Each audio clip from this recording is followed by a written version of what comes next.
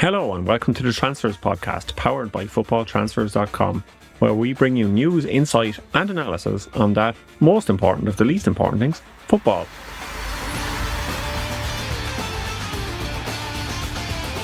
I'm Ronan Murphy and I'm delighted to be joined again this week by Duncan Castles. Welcome back, Duncan. Great to be back, Ronan. I've got lots to update the audience on from various signal chats with football agents, group chats with coaches, and maybe one or two from the American government. So it could be a slightly different podcast today. Oh, I thought this was a Transfers podcast extra with me listing off the top 10 Finn Harp signings of the 21st century, but maybe we'll leave that for later in the year. Next week, get the Finn Harp's top signings in. Yeah, something for our audience to look forward to. But in the meantime, if you are looking for something to do, you can fill in our audience survey. The link is in the description, just like we said on the show last week. And we'd really appreciate if you filled in the listener survey, because it helps us keep track of who our followers are, what you want from the show, and whether you want to hear more of my lovely accent or Duncan's. So I suppose we'll get cracking with this week's show. And to start off, it's the club that look to be making some moves already in the summer transfer market. It's Real Madrid, and yeah, you have some big news. There's plenty to talk about ahead of their kind of busy Club World Cup coming up. Yeah, there's a lot going on in the background there, and one of the things I think everyone will be focused on is what happens with Vinicius Jr. This is something we flagged up in the podcast back in October, that the Madrid were open to selling Vinicius if he came to terms with the Saudi Pro League. That story's grown and grown over the months. We've even had the chief executive of the Saudi Pro League in January being asked about the Saudi attempt to take Vinicius, recent winner of Footballer of the Year, or not the Ballon d'Or, of course, which he refused to attend the ceremony for, but talking about their pursuit of the player and saying, we don't have dreams, it's a matter of time and negotiation. Now, what I've been told is that Madrid have kind of called Vinicius's bluff on this offer from the Saudi Pro League. They know it's there. The reported figure is €1 billion over 5 years. I've been told they'd be quite happy to let him go if Vinicius agreed that contract in Saudi Arabia, and then they could extract a high transfer fee, and the figure being mentioned is up to €200 million for one of their star players. Now, there have been contract talks between Vinicius and Madrid, and Vinicius has talked about them, saying that he's very calm and that he hopes to renew his contract as soon as possible because I'm happy here. That contract runs until 2027. But what my guidance says from people who are aware of those discussions is that Madrid have kind of got tired of Vinicius saying, I have this huge offer from Saudi Arabia. You're going to have to make me the best paid player in the club. And that's his initial request in negotiations, to be paid a higher salary than Kylian Mbappe, and essentially said, well, look, if you've got such a good offer, you should take that offer up, because we're not going to give you a better salary than Mbappe. And that's understandable, because Mbappe asking to be paid more than him is what Donald Trump might call a high tariff. Mbappe, I understand, received a €60 million net signing on fee when he joined from Paris Saint-Germain. He takes an annual salary of €20 million net.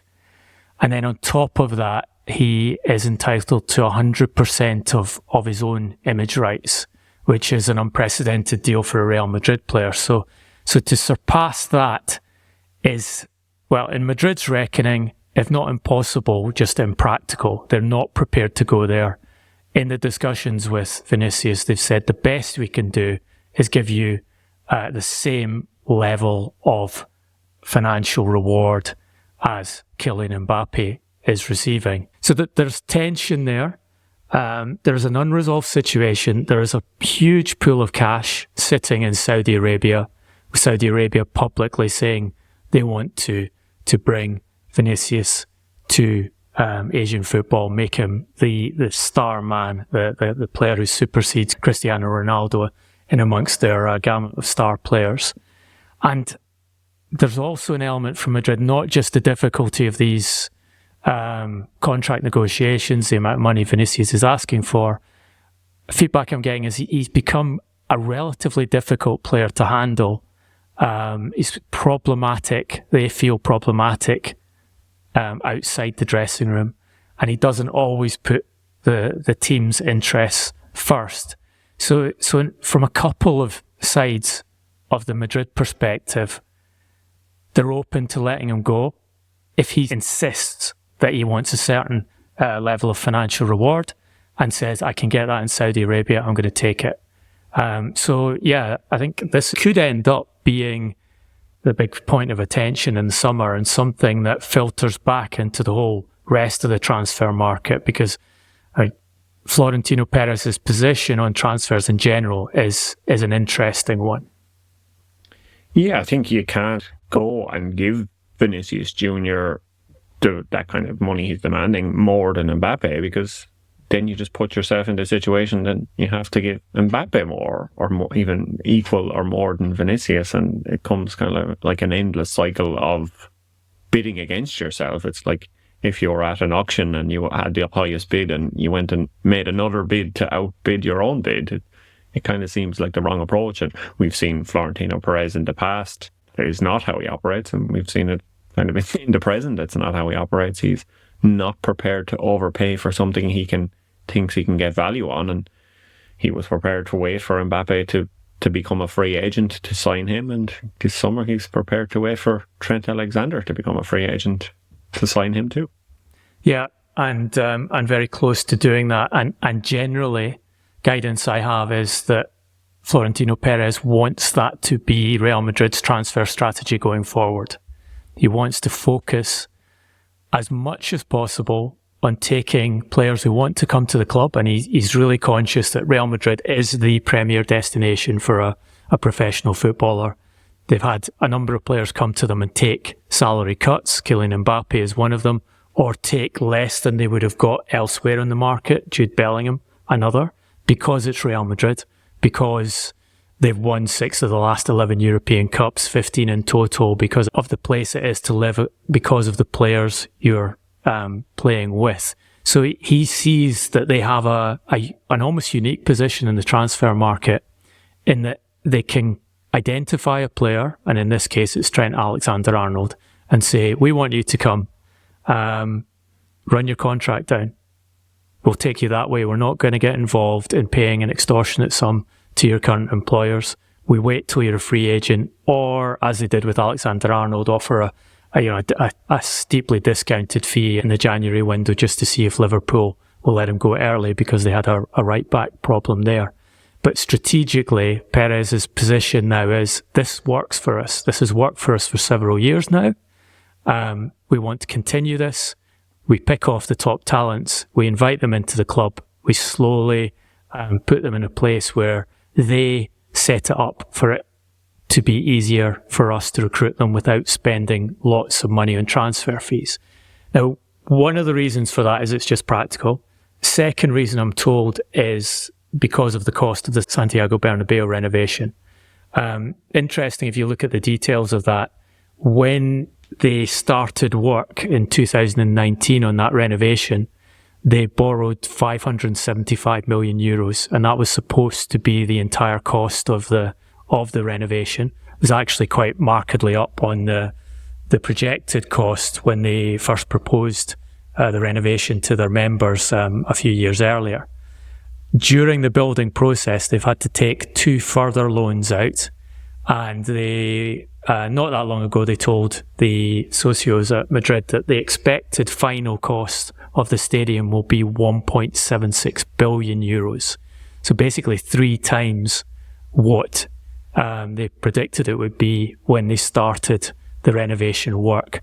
That's including interest costs on the project, but the rebuild itself, just the cost of the structure and the employment, was well over 1 billion.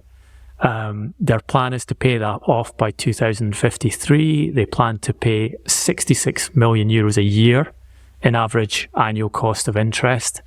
And Perez has looked at those numbers and said, let's try and keep our recruitment costs down.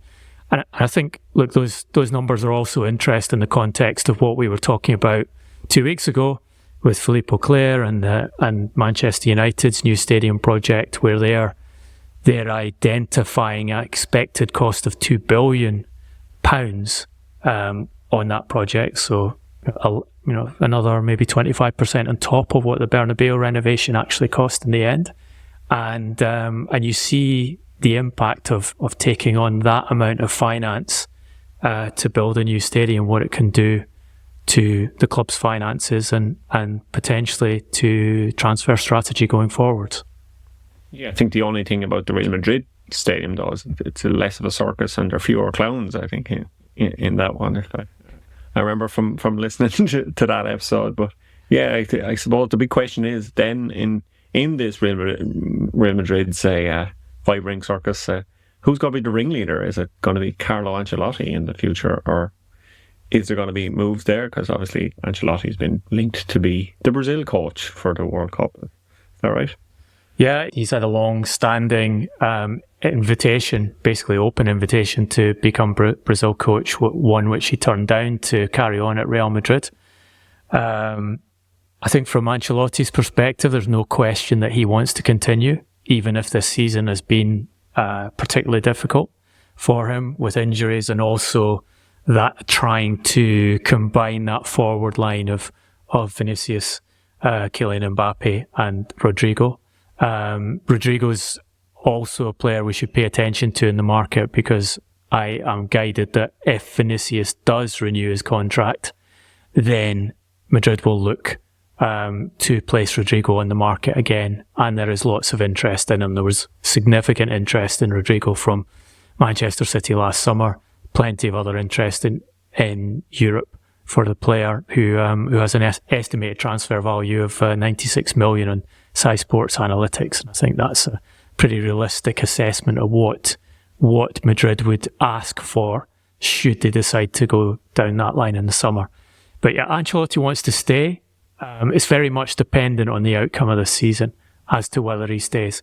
And I'm told dependent on Florentino Perez making an assessment of where the dressing room is at the end of the season, whether they will still respond to Ancelotti, whether he feels that combination will continue to work into another season, or whether he needs to change the ringleader, as you say, to get something more or something different out of the dressing room without actually having to spend aggressively on the market.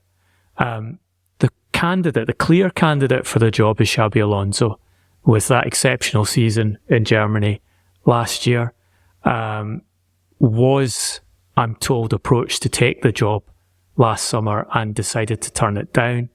A lot of people close to him have said for a while now that they expected Alonso to take over this summer, that he basically asked for a year to develop further in German football, and then he would come to Spain. But in the last couple of weeks, I'm just hearing a little bit different, and there's not the degree of certainty over that Alonso actually wants to come at the moment. And a sense that Alonso is assessing himself the state of Madrid, the state of that dressing room, the complications involved, whether it's the right time to move to Madrid this summer, or whether he chooses to extend his stay in Germany, or even look at other options. And he has been approached by a number of other clubs. Obviously, Liverpool were interested, Paris Saint-Germain were interested in taking him. Ronan, what's your knowledge of where Alonso is in his future career planning at present? Yeah, if you look at this time last year with the international break, when he confirmed he was going to stay on, and nothing has come out this international break, much to probably the dismay of Leverkusen fans. But there was kind of reports in Germany that Xabi Alonso was looking for a new house. He's living in an apartment at the moment, but he's looking for a new house or somewhere new to live in the Dusseldorf area. So that's not really a surprise. It's only a short trip. It's where you'd probably fly in to go to a Leverkusen match if you were going to visit there. And a lot of people connected with Leverkusen and who play for the club and work for the club don't even live in Leverkusen. They commute from either Cologne or Dusseldorf. The CEO, Fernando Caro, I've been in his apartment complex in Dusseldorf. I must say it's very nice. It's a bit nicer than my own house here. And Xabi Alonso is reportedly looking for somewhere new to live in Dusseldorf. Obviously, if a different job came up, he could still have his house in Dusseldorf, but it kind of indicates that he does still have future plans in Leverkusen, or at least is considering it more strongly than he was last year, or seeing it, because he did agree that extension at Leverkusen, but he still remained living in the apartment, or renting the apartment with his wife and his 3 kids, and they're going to school in Germany obviously at the moment, so he has to think about family things as well as just his own career. So there are those kind of things to weigh up. And yeah, he won't be moving back to San Sebastian where he had an apartment anyway, because last year that was order for demolition because it went against environmental interests. So if he does move back to Spain, he'll have to find somewhere new to live there too. So yeah, he's on the market for somewhere to live, but for now it looks like it's just up the road from Bayer Leverkusen. And how would you assess the quality of job he's done this season compared to that sensational performance last year?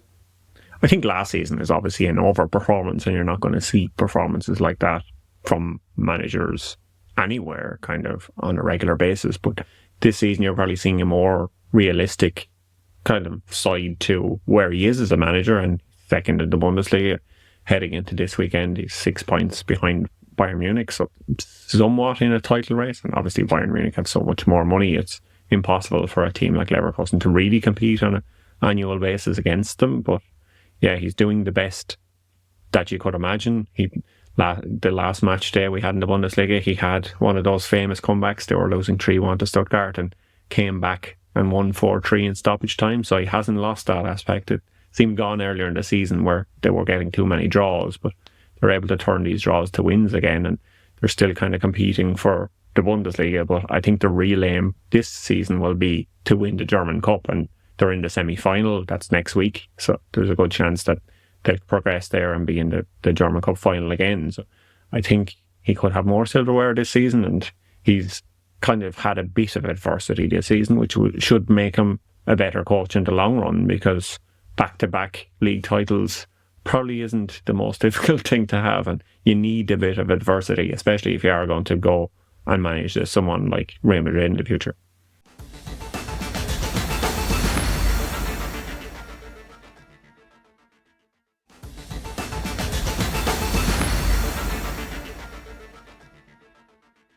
Obviously, you mentioned Vinicius as one of the... he is the man that Saudi Arabia want, but you said too that there was a pot of gold waiting over in the Saudi Pro League for some of the biggest stars in Europe, and I think they're in the market for a few other strikers. It's not just Vinicius as the attacking signing they want to make this summer. Yeah, look, it's interesting going from Spain to Saudi Arabia and talking about the importance of this what the Saudis do in the summer market for European football. I've talked to a few people in Spain how they expect the transfer market to be this summer, and the words they used were catastrophic, and citing the fact that not even Madrid were planning to spend on transfer fees in this window. The thing that can change that, of course, is if the Saudis come in and take one of their players, and if it's Vinicius, then you do get that large amount of cash to Madrid, and allows them not just to put it all to the bank loans for the stadium, but to target some players. Elsewhere, the Saudis, I'm told, will focus again on doing what they did in January in taking John Duran from Aston Villa, which is not put your money on guys in your late 20s or 30s or already very established names, but put it on players who either have the potential to become top players in the game or are already seen as being top players in the game, are being targeted by Premier League clubs, for example. and bring those players in and beat out European opposition over transfer fees as they did with Duran, with that fee of 77 million euros rising to 90 million. 3 individuals I've been told who are on their striker target list are Victor Boniface at Bayer Leverkusen, the link to Xabi Alonso there, Darwin Nunez at Liverpool, and Victor Gyokeres at Sporting. Now they're kind of in different categories of their career, in the sense that Liverpool would be happy if the Saudis came in and would encourage a move for Darwin Nunez. They would like to get some kind of significant return on the initial 75 million euros that they paid Benfica 3 years ago. Nunez, as we know, struggled in the Premier League this season, 5 goals in 23 games, contracted until 2028. But I think from the Saudi perspective, still has that ability to be a name within the Saudi game and to deliver goals with his physicality. Interestingly, I'm told that his girlfriend, Lorena Manas, who is the ex-wife of Barcelona player Alex Vidal, has been working with agents to explore opportunities elsewhere.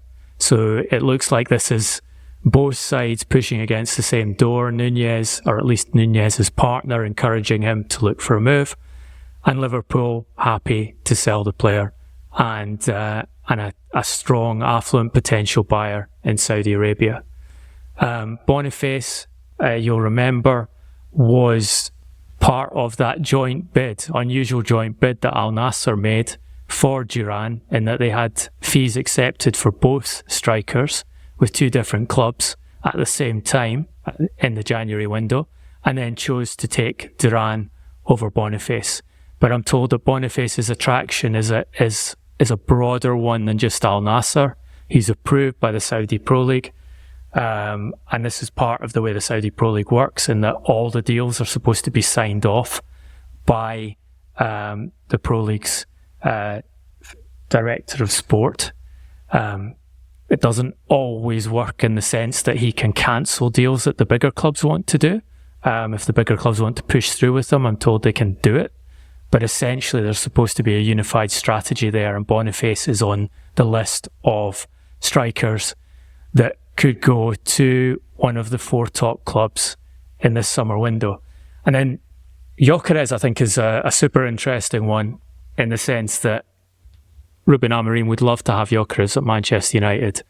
All the top Premier League clubs have been looking at Gyokeres, trying to make a decision over whether this guy, who played in English football at Coventry successfully, at Brighton not so successfully, and then went from the lower leagues in England and became this kind of untouchable force in Portuguese football. We've had Sergio Crachinas on the podcast talking about how Portuguese defenders just can't cope with his speed, his physical output, and his technical qualities. And he's had 2 seasons where he's scored huge amounts of goals. This season he has 28 and 25 in the Portuguese league, and 6 and 8 in the Champions League.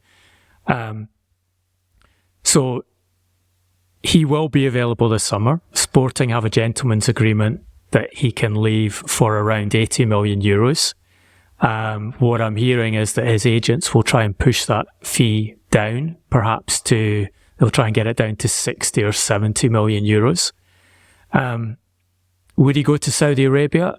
It seems unlikely. Why do I say that? Because when people around him were asked about Ruben Amorim's desire to take him in January or in the summer, the guidance was the only reason he would go to Manchester United at present is because of Amorim. He wants to go to a club where he can prove himself, where he can win trophies, and his assessment of where Manchester United are at the moment is that is not the option to take in a summer where he'll be turning 27. So the feedback from the people around Gyokeres is that he's going to look at the clubs that are making him offers and pick the one that he thinks is the best place for him to demonstrate that those 2 periods in England in the lower division at Brighton weren't an accurate representation of his abilities as a player, and that what he's done in Portugal can be replicated in the English league or in one of the other top leagues in Europe, if that's where he chooses to go to. Yeah, there's obviously been a lot of talk about legacy this week with Trent Alexander-Arnold, etc. But yeah, his legacy in English football isn't fantastic. Whereas John Duran, we've seen him scoring both Champions Leagues this season in Asia and Europe, and he was scoring 1 goal in 3 games in the Premier League this season, but he's got 5 goals in 6 games in the Saudi Pro League. So the names that you mention, obviously, all of them will be a huge success in Saudi Arabia, because they have that kind of physicality, the pace kind of needed to play in the Saudi Pro League and to be successful in the Saudi Pro League. We've seen Cristiano Ronaldo doesn't have the pace anymore, but he still has the attributes to score so many goals out there too. So it is somewhere where, as a striker, you'll get paid well, you'll score lots of goals. It is a great place to go, and you can see why Darwin Núñez could be the next step for him. Victor Boniface was obviously considering it and set to move there in January, but Victor Gyokeres seems a different type of a player with a lot to prove, or a lot he feels like he has to prove. So he will be someone that maybe will stay in Europe and will move to a bigger league than the Portuguese league. And I think it underlines the evolution in what the Saudi Arabians are doing with the money. They don't want to be seen to be using what is a bigger pool of cash than anyone else has in the sport stupidly. That's why they go for John Duran. And you talked about how he's been an immediate success in terms of goal production. That's why they're targeting players who they feel will deliver immediately in the league and will settle in the league. And there's definitely a sense, and there has been for a while now, that African players are a good option. South American players can be a good option, although they obviously got their fingers severely burnt with Neymar, picking him at the wrong stage of his career. But the idea is, if you're going to make these big investments in the market, make them effectively. Don't have the rest of the world football laughing at you because you've spent hundreds of millions of euros on a player who only bothers to turn out on the field a few times and then has to be paid off to leave. They want to be getting the hit rate on these transfers correct, taking some of the top talent out of European football and just increasing their influence on the world sport, which we'll talk about how that is spread into another area later on the podcast as well. Yeah, I think part of the reason maybe as well that these players are more likely to go to Saudi Arabia is they've already moved continent. They've already moved from Africa to Europe or South America to Europe, where the European players, and it's like what we mentioned about Xabi Alonso, and he has to think about what's best for his family, etc., because he's moved from Spain to Germany, but he's focused on his family. He's obviously later in his career, but you see the players that have moved from Brazil or Argentina, etc., to Europe, they've already moved continent. They're more likely to be inclined to move again. So it makes sense that the Saudi Pro League would target these players rather than some of the English players who've grown up in English football and spent their whole life playing in England, for example. Yeah, and you end up with the kind of mess you had with Jordan Henderson, even though Henderson wasn't actually living in Saudi Arabia. He had a house in Bahrain and was commuting into Saudi Arabia on a daily basis, but couldn't last a season in that very different terrain. And look, I've talked to coaches who have worked in Asian football, and one of the things they said was, you don't take players from English football or Scottish football, because you know that these guys really struggle to adapt when they switch to the different cultural circumstances, but also the different environmental circumstances of Asian, Middle Eastern football. So focus your attentions on the kind of players you're talking about, South Americans, Africans, people who've already switched continents. Just be practical about it.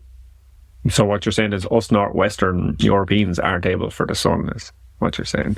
What they're saying is they struggle in the sun badly. Yeah. We need the rainy Manchester weather instead of the gleaming sun of Riyadh.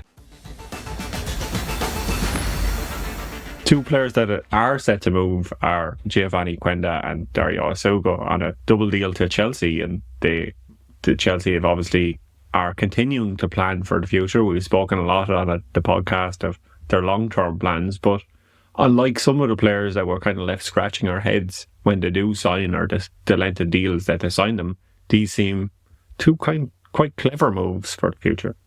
I think one in particular, I think Quenda is where they have clearly outbid all the opposition, including Manchester United. We talked in this podcast how Ruben Amorim had been working to try and get Quenda to join him as one of those key wing-back positions at Old Trafford, which are fundamental to the style of play he is doggedly trying to force onto a squad ill-suited to it, and has been for months. Quenda, obviously a player who he gave his first professional appearance to when he was Sporting coach. We said at the time that Sporting were looking for 60 million euros for Quenda. Chelsea have taken him several months ahead of the window even opening by getting fairly close to that asking price.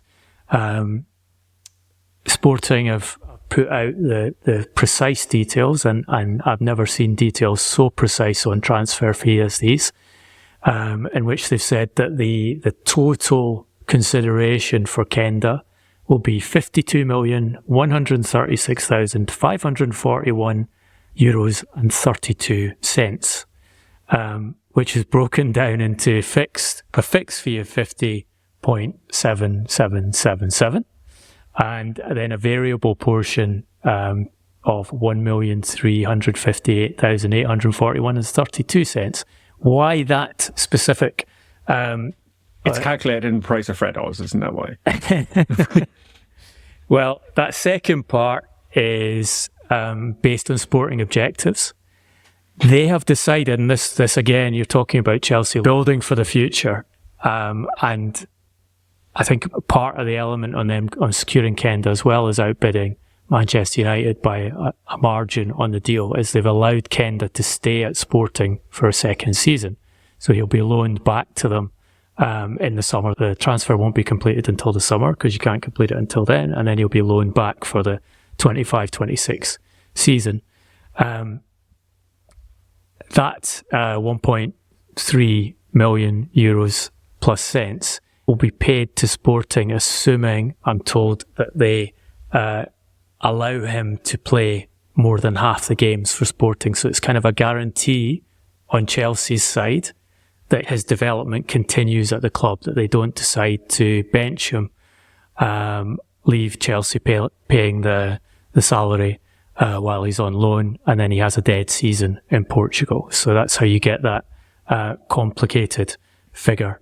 It works out to about £40 million of transfer fee, which suggests actually unusually that Chelsea were negotiating the fee in sterling, and that's don't often get that on European club to English club deals, and you often get the occasional listeners saying, or readers saying, why are you giving us the fee in euros? And the reason we give the fee in euros is because almost all the time they're negotiated in euros, and that's the appropriate way to describe it, because it's fixed at that amount regardless of what the exchange rates do in the period in which you pay the various instalments. Quenda, left-footed right wing back, can play at the left as well. 1 goal and 6 assists in 36 Portuguese League and Champions League games this season. Yet to play for Portugal, but in the senior squad. Also offered to Liverpool, Paris Saint-Germain, and of course Manchester United. The other deal, Dario Asugo, is defensive midfielder who hasn't actually played much in Portugal for Sporting, was loaned out to Spain with Las Palmas this season and has had a very strong season from an analytics perspective with them. And we know that Chelsea do a lot of their recruitment on an analytics first basis. He's particularly good at breaking up opposition play. That deal, they are paying a fixed fee of 22,272,275 euros, which works out at about £17.5 million. I think a bit more questionable as to whether Isugo will develop into a top level player, but it's very much in Chelsea's strategy of hoovering up as many of the players who are identified as top young talents in world football as quickly as possible, and somehow managing to find a financial scheme in which they meet PSR. I had a number of people I speak to in the game who ask me, how are Chelsea affording to do all these deals? How can Chelsea continue to keep on buying these players? It's incredible, but their accountants seem to have worked out a way that they can get around FFP and PSR and add them all to the group. Just on the Chelsea thing, one interesting statistic that I spotted this week was we're looking at wage bills, the highest wage bills in Premier League history, and the number of points per game achieved with that wage bill. And the general sense in football that the higher you spend on wages, the better your performance. Something that Jim Ratcliffe was talking about when he was making his excuses for United's performance since he became a minority owner, and arguing that the majority of their wage bill was being spent on players at other clubs rather than their own club. So that 2022-23 Chelsea squad, which was the Americans, the start of this big set of purchases, the third highest wage bill in Premier League history at £404 million. Average point per game, 1.16, which is a startling, stunning level of underperformance in terms of where you put your money and what you get in the field. Yeah, this is something, Moneyball aspects must be a kind of points per million, and that points per million is absolutely disgusting. I suppose someone probably got their Excel spreadsheet deleted for that one, I'd say. Look, the big question mark over Chelsea is, as we've discussed many times, will they ever get proper return on this? How many of those players will turn into the players that they hope they can turn into while they're at Chelsea? How do they combine together in the squad?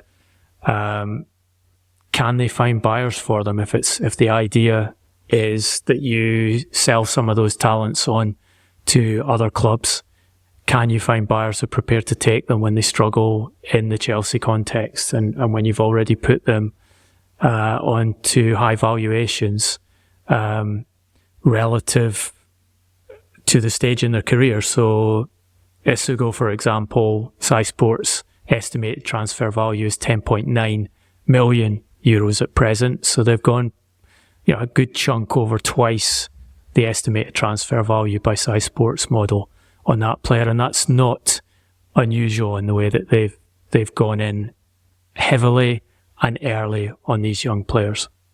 Yeah, and similarly, it's not like he necessarily, or many of the players they've signed are players that then will get first team experience, and that will drive their value up. They won't be getting the first team experience at Chelsea because they mightn't necessarily be with the first team. They could be loaned out. There's only room for 11 players on the pitch at one time, and with the way Chelsea are stockpiling all these young players, it's hard to fit them all in, and then they do have to loan them out to other clubs and some of their sister clubs or their partner clubs, etc., that they can give them the experience, but it's not the same level of experience as playing for Chelsea necessarily. So it's hard to drive these values up when you're not playing these players, and when these players, because the clubs will obviously cotton on that this is an asset for Chelsea and this is the way they operate, that they'll try and play these players young, get them experience elsewhere, and then hope to sell them on. And clubs will become smart to this, and they won't overpay themselves because they know that Chelsea only see them as an asset, and they are probably looking to sell them. They are not like a Vinicius Junior type where you have to spend 200 million to sign them.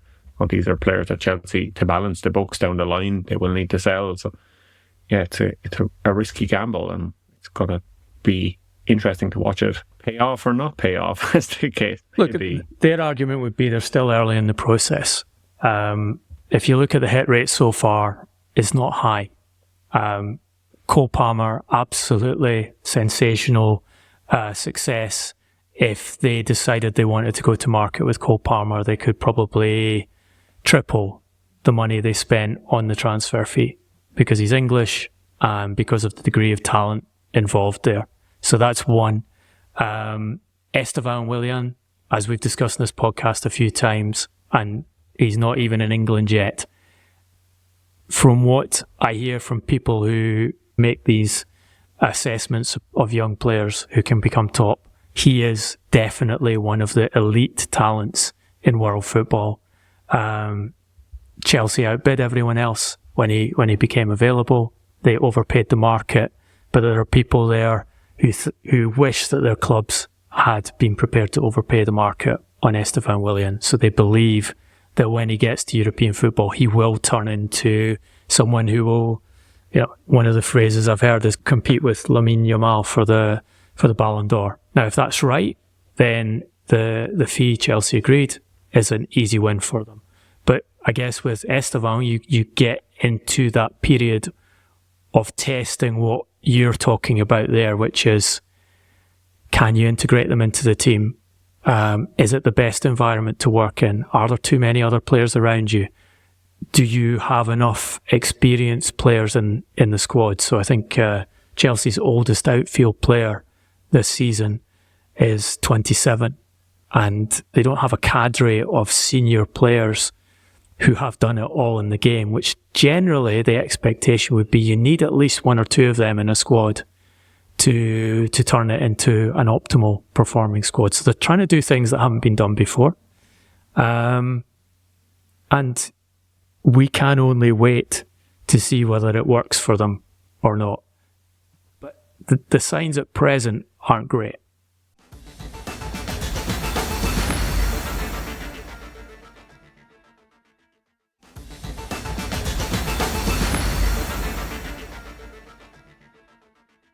I spoke obviously about players going on loan to raise their value, or for the clubs to raise their value, or even to get match experience, and one of the kind of best clubs at doing that in the Premier League at the moment would be Aston Villa. They made some very shrewd signings in January on loan. Marcus Rashford obviously making a lot of headlines and being back for England, but yeah, Marco Asensio has been a revelation there, and I think you have some information on what Aston Villa's long-term plan or medium-term plan is for Asensio.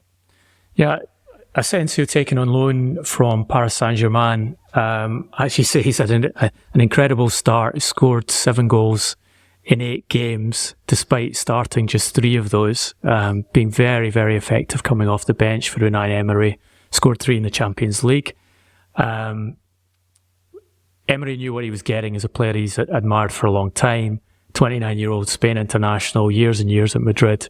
Had fallen out of favour with Luis Enrique at PSG, so it was one of those players who wanted game time, who needed a place to play, welcomed in by Emery.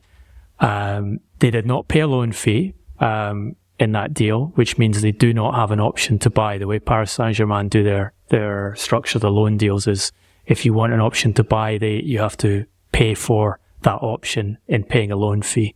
They did this transaction, I'm told, on the basis that Villa would pay his salary, Asensio's salary, and then they would see how it goes, and hopefully Asensio would have a great half season and they can maximise the return in the summer. He has 1 more year left on contract.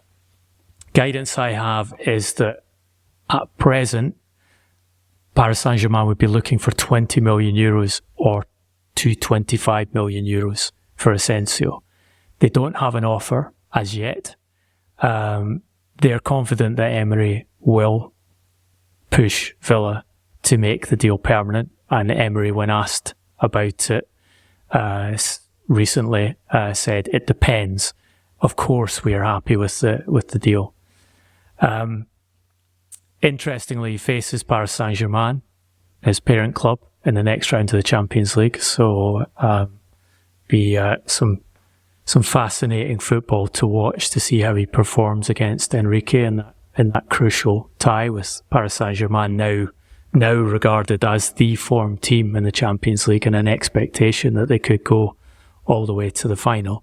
One element that's very important in deciding what happens next with Asensio is his salary, because PSG signed him as a free agent on a 3-year deal as he left Real Madrid. My guidance is that his salary is €9 million net.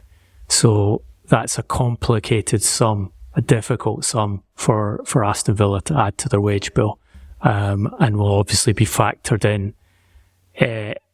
in negotiations when they happen. You could see Villa trying to get PSG to compensate part of that wage bill in return for a higher transfer fee, and or offering Asensio a longer deal in order to give him security on his time in England at a lower annual salary rate. Yeah, that's another one for the spreadsheets to work out. But so far, he's been absolutely fantastic. He's kind of maybe the signing of the January transfer window with the goal return you had, and it'll be very interesting to see how he plays against PSG. We obviously we remember Philippe Coutinho when he went on loan from Barcelona to Bayern Munich and had an incredible game against his parent team in the Champions League. So yeah, there might be no love lost when he faces Luis Enrique in the Champions League, and it'll probably be the biggest narrative surrounding that match. And it'll be interesting to see, can PSG go all the way this year and get the money? There's a lot more money on the table this summer, as the Club World Cup prize money was announced this week, and there has been plenty of talk about that and the amount of money that is going to pump into football this summer. Paris Saint-Germain, one of the clubs going to the Club World Cup, one of the 12 European contenders, and one of the clubs who were involved in pushing FIFA to up the prize money for this tournament. It's been something that's bubbling in the background for quite a long time, that the clubs weren't happy that they were being called to play in this tournament. Runs from June 14th to July 13th, 32 teams, a maximum of 7 games per team, and weren't initially being offered much money to take part in it. So I think if you recall Carlo Ancelotti talking about the Club World Cup in October, not that long ago, to an Italian newspaper, and scathingly saying FIFA can forget about it. The players and the clubs will not participate in that tournament. A single Real Madrid match is worth 20 million, and FIFA wants to give us that amount for the entire cup. Negative. Like us, other clubs will reject the invitation. Now, what's going on in the background, I'm told, is that there's been a lot of pressure from the European Club Association on FIFA saying, we're not interested in coming to this tournament unless there is significant rewards and payment involved for being part of it. And at the stage when Carlo Ancelotti was speaking, I think what he said wasn't too far off the truth of the matter, in that FIFA were barely offering anything to the clubs participating. Since then, they've been able to announce that DAZN are spending $1 billion on the free-to-air broadcast rights. Fascinating scenario this, where they pay $1 billion to broadcast free-to-air. They announced this shortly before the Saudi Sovereign Wealth Fund invested a reported $1 billion into DAZN. So join the dots there, and it's not too hard to come to the conclusion that Saudi Arabia has bailed out Gianni Infantino by essentially providing the money that can be offered to the clubs as a prize fund for the tournament. And lo and behold, what Gianni Infantino announced this week was a $1 billion prize fund for the teams in the tournament. That's a surprising coincidence. Amazing, Amazing that the numbers all match up. Split in also an interesting way in that $525 million of that is simply for participating, and then the rest, $475 million, based on sporting performance. If Real Madrid were to win the tournament and win all their games in the tournament, then they could earn as much as $125.81 million from it. So you can see that if we take Carlo Ancelotti's word as being accurate, FIFA have gone from offering $20 million for the entire tournament to $125 million potential. The guaranteed sum for Real Madrid looks like $38.19 million. I say looks like because the European sides' money, the 12 European sides, will get between $12.81 million and $38.19 million, determined by a ranking based on sporting and commercial criteria. And the assumption is that Real Madrid, as the biggest commercial draw and as the winners of 2 of the Champions League tournaments that provided qualification into the Club World Cup, last 4 winners from Europe going in, plus teams based on a 4-year ranking system, would be at the top of that payout. Relative to the South American clubs, it's a big extra payment to European teams. South American clubs are getting a flat $15 million each. If you're from North or Central America, Africa and Asia, it's $9.55 million participation each. And Little Auckland City from Oceania get $3.58 million. It's a huge difference from where they were a few months ago. It's a number that satisfied the European clubs. It makes it worth their while participating in the tournament. And it also allows FIFA to boast that they've created one of the most valuable single games in world football in the final of the tournament, in that $70 million will be played for in that final, with $40 million going to the winner and $30 million going to the losers. And, that $125 million potential return for Real Madrid, it's not too far off what the Champions League can earn them. The estimate on that would be 160 million euros as a maximum return for playing a lot more games. So how do we think the Club World Cup's going to go, and will the European teams remain committed to it? I think when there's this much money pushed into it by the European clubs pressuring FIFA to find it for the tournament, I think it's got the ability to carry on regardless of what kind of tournament we see this summer in the United States.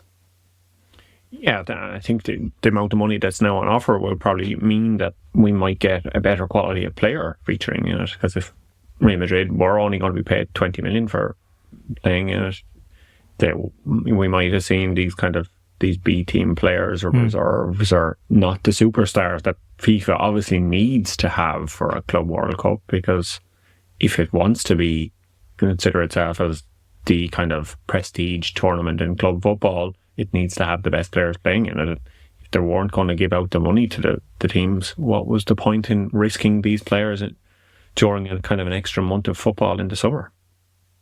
Yeah, but definitely a factor is if you've got something to play for, and there's a substantial amount of win bonus available for each team, then you put better players on the field, and you force your players to participate in it. That said, we still have Pep Guardiola talking about the tournament a few weeks ago and saying it was a good opportunity for him to play golf in the United States and to give his players a bit of a holiday. So let's see whether Abu Dhabi whips them into line before the tournament starts and says, no, actually, we need the players to perform here.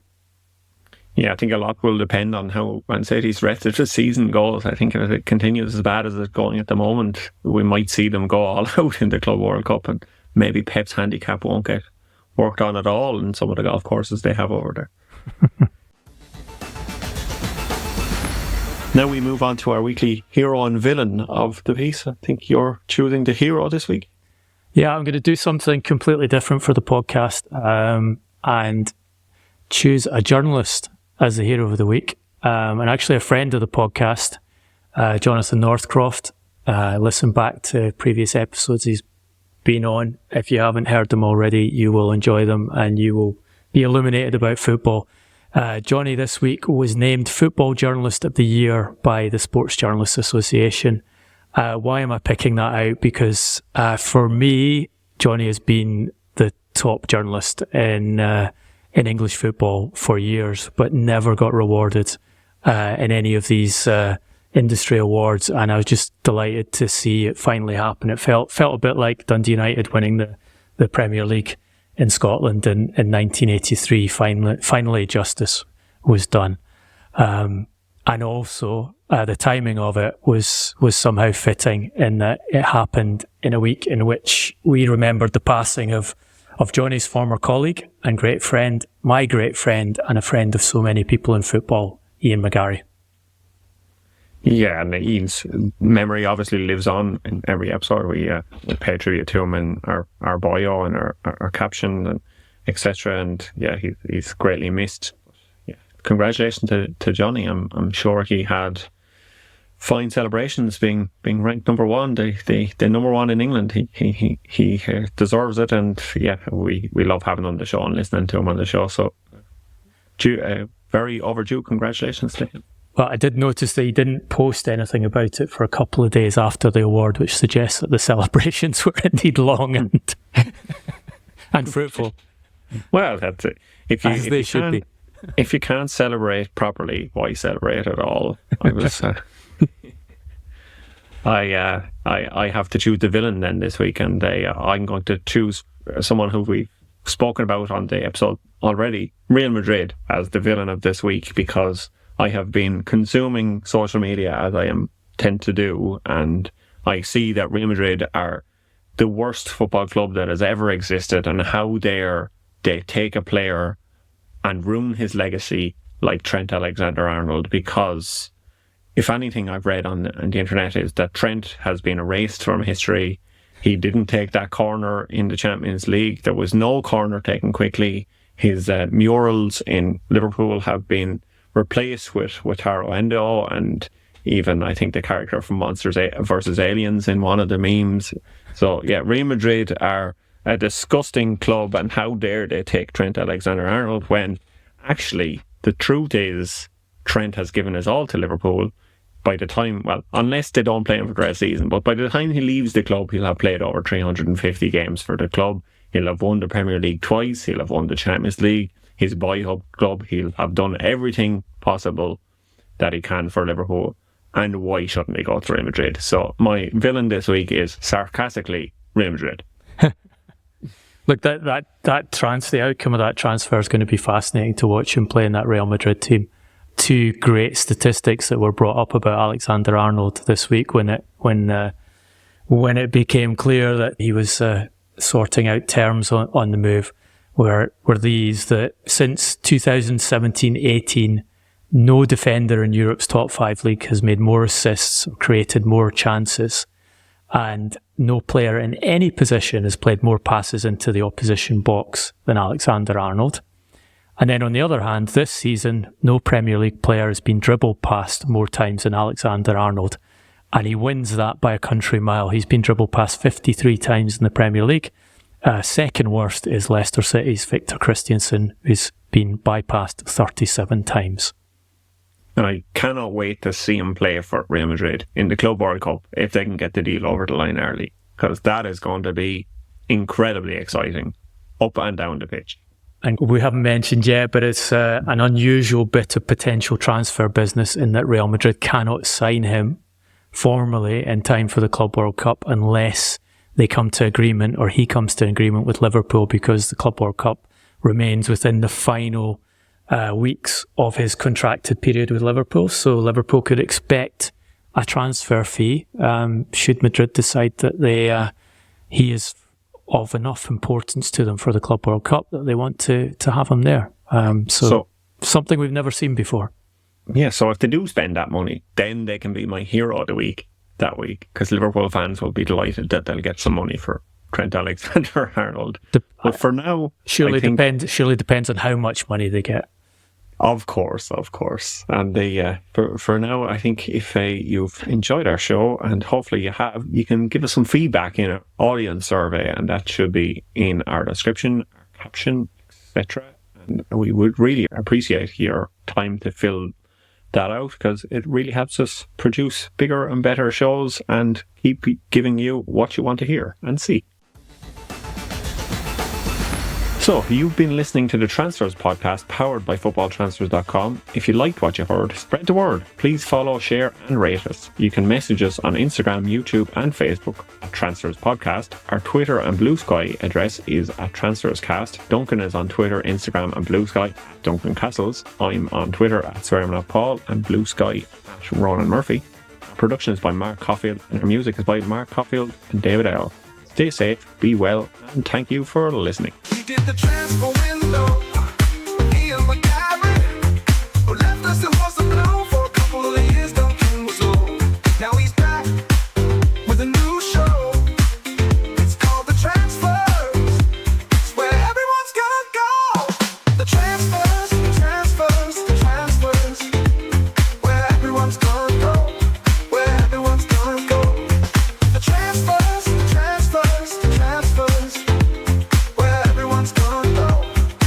Everyone's gonna go.